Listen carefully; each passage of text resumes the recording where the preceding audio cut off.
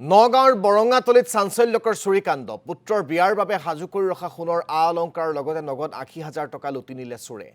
জমছেদ আলী নামৰ লোকজনৰ বাসগৃহৰ পৰা সামগ্ৰী লুটি নিয়াৰ অভিযোগ চুবুৰীয়া সাজিদুল হক ওৰফে বিকি নামৰ যুৱকজনৰ বিৰুদ্ধে সাজিদুলৰ ঘৰলৈ চুৰি সামগ্ৰী বিচাৰি যাওঁতেই পৰিয়ালটোক ভয় ভাবুকি দিয়াৰ অভিযোগ খাটুৱাল আৰক্ষীক গোচৰ দিবলৈ যাওঁতে গোচৰ নোলোৱাৰ অভিযোগ উত্থাপন কৰিছে ভুক্তভোগী পৰিয়ালটোৱে পৰৱৰ্তী সময়ত নগাঁও আৰক্ষী অধীক্ষকৰ কাৰ্যালয়ত এজাহাৰ দাখিল কৰে পৰিয়ালটোৱে ঘটনাটো আমি এই ৰাতিপুৱা 9:30লৈকে 9টা 9:30টাৰ ভিতৰত ঘটনাটো হ'ল মই ঘৰত নাই মোৰ মা পথাৰত গৈছে